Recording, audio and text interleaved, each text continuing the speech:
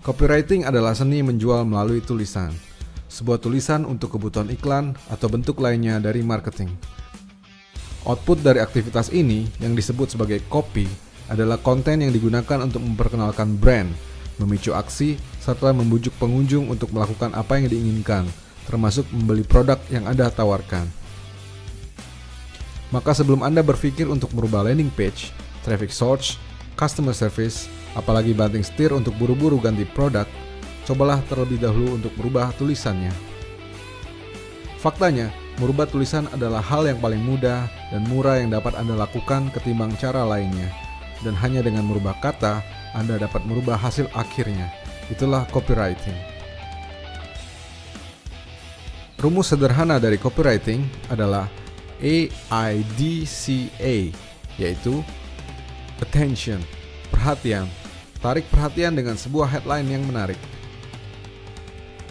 Interest, minat. Ceritakan masalah dan beritahu jalan keluarnya. Desire, hasrat. Ciptakan keinginan yang dapat memenuhi kebutuhan emosional. Conviction, keyakinan. Ubah skeptisisme menjadi rasa percaya dengan testimonial, data statistik, dan lain sebagainya. Action, aksi. Arahkan secara jelas bagaimana mereka dapat memperolehnya. Berikut 3 tips sederhana dalam copywriting yang dapat Anda terapkan. Pertama, fokus pada benefit, bukan fitur.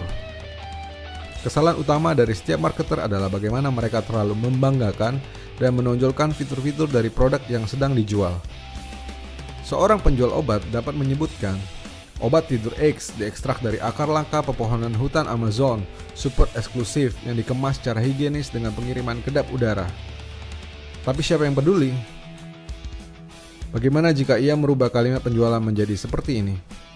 Obat tidur X, gunakan sekarang, 2 jam lagi Anda akan tidur sepulas bayi. Tentu saja, orang yang sedang frustasi dengan masalah tidur akan lebih tertarik dengan penawaran ini.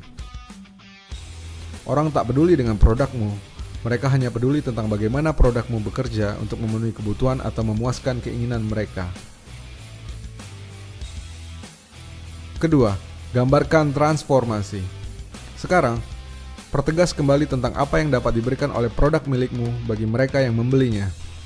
Ingat, alasan dibalik pembelian sebuah produk adalah transformasi, bukan produk itu sendiri. Kita tidak membeli kosmetik, kita membeli perhatian dan rasa sayang dari pacar atau suami atau istri. Kita tidak membeli alarm motor, kita memberi rasa aman saat harus meninggalkannya parkir. Kita tidak membeli juicer, kita membeli praktisnya makan buah tanpa harus kunyah-kunyah.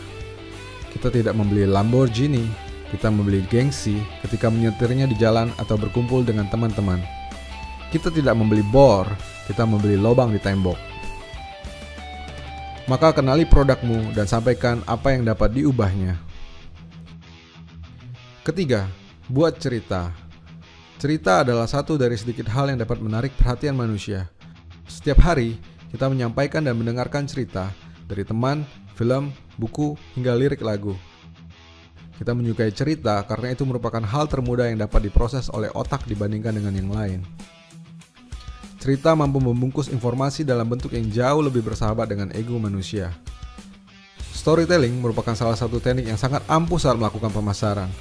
Ada banyak sekali produk yang mampu terjual dengan laris manis hanya melalui cerita. Brand ternama seperti Apple, Warby Parker, hingga minyak kutus-kutus menjual produknya dengan cerita. Maka, temukan hal yang menarik dari produkmu dan sampaikan kepada audiens dalam bentuk cerita.